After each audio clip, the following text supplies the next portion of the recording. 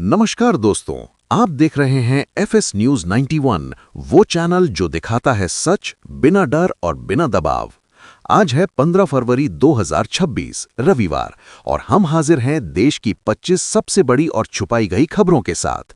दोस्तों, जिस मीडिया ने सच्चाई पर पर्दा डाल रखा है, हम वही पर्दा हटाने आए हैं। यहां न बिके हुए सवाल हैं, न खरीदी हुई आवाज, सिर्फ फैक्ट और ग्राउंड रिपोर्ट। लेकिन एक बात जरूर कहेंगे, कई भाई रोज देखते हैं मगर लाइक नहीं करते, सब्सक्राइब भी नहीं करते और ये भी नहीं बताते कि हमें किस शहर से देख रहे हैं। खैर, आपकी मर्जी। अब देर किस बात की, चलते हैं सीधा पहली और सबसे बड़ी ब्रेकिंग खबर की तरफ। यूपी सरकार बढ़ाएगी सामाजिक सुरक्षा पेंशन की राशि, 1 करोड़ लोगों को मिलेगा लाभ। यूपी के मुख्यमंत्री योगी आदित्यनाथ ने प्रदेश में निराश्रित महिलाओं, बुजुर्गों और विकलांगों की सामाजिक सुरक्षा पेंशन बढ़ाने का ऐलान किया है, जिससे करीब 1.06 करोड़ लोग लाभान्वित होंगे। मुख्यमंत्री ने विधानसभा में बताया कि प्रदेश के वित्त मंत्री सोमवार को बजट में बढ़ाई गई राशि की घोषणा करेंगे। वर्तमान में लाभार्थियों को 12,000 रुपये सालाना सामाजिक सुरक्षा पेंशन मिलती है। जहर नहीं तो कैसे हुई साध्वी प्रेम बाईसा की मौत, सामने आया सच।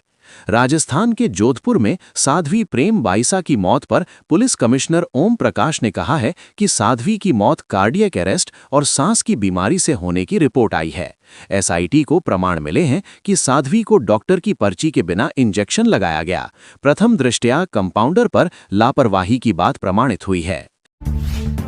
क्या है 5 नाइट्स एट एप्स्टीन गेम और इसको लेकर पेरेंट्स क्यों हो रहे परेशान?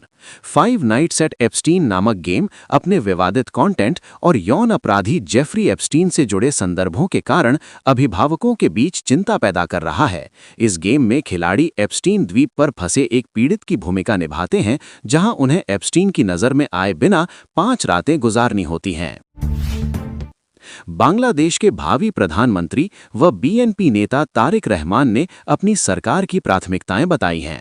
उन्होंने कहा, सुशासन स्थापित करना, संस्थाओं को मजबूत करना और आर्थिक स्थिरता सुनिश्चित करना हमारे मुख्य लक्ष्य होंगे। उन्होंने सुरक्षित और मानवीय बांग्लादेश के निर्माण के लिए हर कीमत पर कानून व्यवस्था बनाए रखने पर जोर दिया और सभी से राष्ट्र निर्माण में सहयोग की अपील की।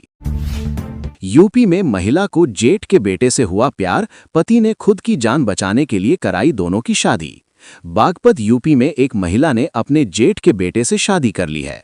महिला का काफी समय से भतीजे के साथ अफेयर चल रहा था। प्रेम प्रसंग की जानकारी होने के बाद महिला के पति ने थाने में ले जाकर दोनों की शादी कराई। पति ने कहा कि खुद की जान बचाने के लिए उसने ये फैसला लिया है।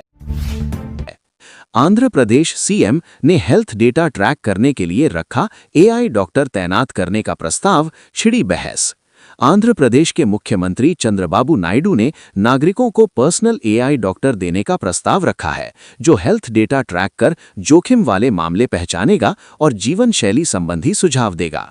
सीएम ने कहा, जरूरत पड़ी तो हम आंध्र प्रदेश के हर व्यक्ति को एआई डॉक्टर उपलब्ध कराने को तैयार हैं।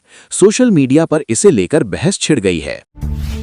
12 रुपए से 15,000 करोड़ तक स्टाफ को कार घर देने वाले डायमंड किंग सावजी ढोलकिया ने कहा है कि जब वे 12 वर्षीय थे तब सिर्फ 12 रुपए लेकर सूरत आए थे।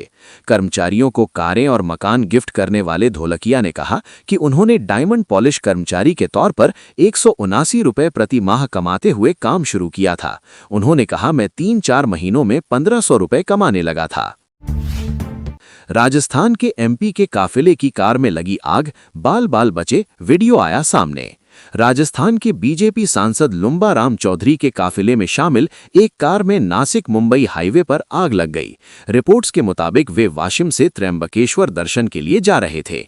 बकौल रिपोर्ट्स, जलने की गंध आने पर ड्राइवर ने गाड़ी सड़क किनारे रोकी और गाड़ी रोकते ही उसमें अचानक आग लग गई, जिससे वो पूरी तरह जल गई।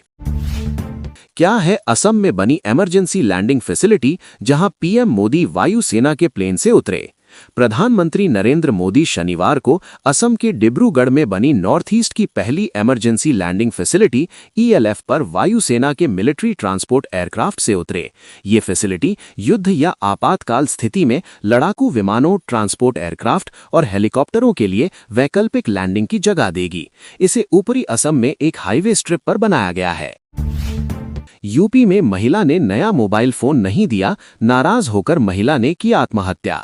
मुजफ्फरनगर यूपी में पति द्वारा नया मोबाइल नहीं दिए जाने से नाराज एक महिला ने कथित तौर पर फांसी लगाकर आत्महत्या कर ली है। रिपोर्ट्स के मुताबिक महिला ने नया मोबाइल मांगा, जिसके लिए पति ने 2,000 रुपए भेजे, जबकि उसने 10,000 रुपए मांगे थे। बकौल रिपोर्ट्स, मृतका का पति ओडिशा में काम करता है और उसका 3 साल का बेटा है। नोएडा सेक्टर 142 से बोटैनिकल गार्डन तक मेट्रो का होगा विस्तार, केंद्रीय कैबिनेट ने दी मंजूरी। केंद्र सरकार ने नोएडा सेक्टर 142 से बोटैनिकल गार्डन तक 11.56 किलोमीटर लंबे विस्तारित कॉरिडोर को मंजूरी दे दी है, जिसमें 8 एलिवेटेड स्टेशन होंगे। ये निर्णय शुक्रवार को प्रधानमंत्री नरेंद्र मोदी की अध्यक्षता में हुई मंत्रिमंडल की बैठक में लिया गया। कॉरिडोर के चालू होने के बाद नोएडा और ग्रेटर नोएडा में 61.62 किलोमीटर का सक्रिय मेट्रो रेल नेटवर्क होगा। सीबीएसई ने बोर्ड एग्जाम देने वाले छात्र छात्राओं के लिए जारी किया ड्रेस कोड। सीबीएसई ने इस साल एग्जाम में अनुशासन व ट्रांसपेरेंसी बनाए रखने के लिए ड्रेस कोड जारी किया है। नियम के तहत 10वीं 12वीं की परीक्षा देने वाले रेगुलर स्टूडेंट्स अपने स्कूल की यूनिफॉर्म पहनेंगे। प्राइवेट छात्र हल्की रंग की शर्ट, टी शर्ट और सादी पैंट या ट्राउजर पहन सकते हैं। वहीं छात्राएं भारी ड्रेस, लेयर व कढ़ाई वाले कपड़े, ईयरिंग, नोज पिन, पायल, ब्रेसलेट, अंगूठी, नेकलेस जैसे गहने ना पहने। सरकार ने 10,000 करोड़ रुपए की startup India fund of funds 2.0 को दी मंजूरी।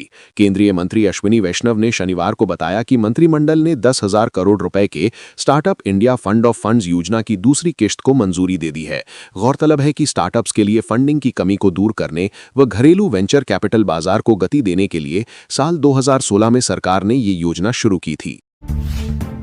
एमपी में लापता एमबीए छात्रा का निर्वस्त्र हालत में मिला शव, रेप के बाद हत्या का आरोपी गिरफ्तार।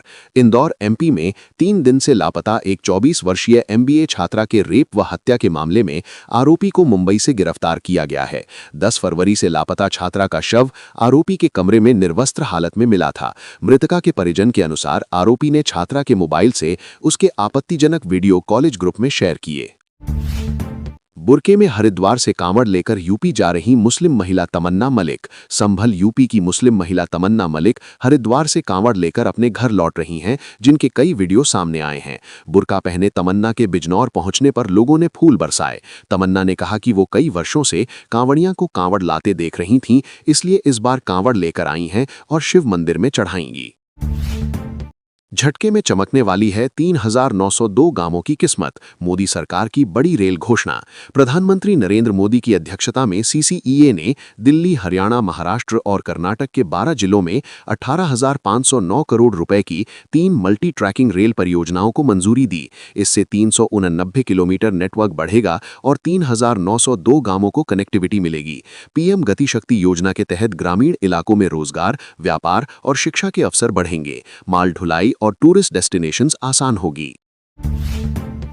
एफपीआई ने दबाया एग्जिट बटन, एक ही दिन में बेच डाले 7,400 करोड़ के शेयर।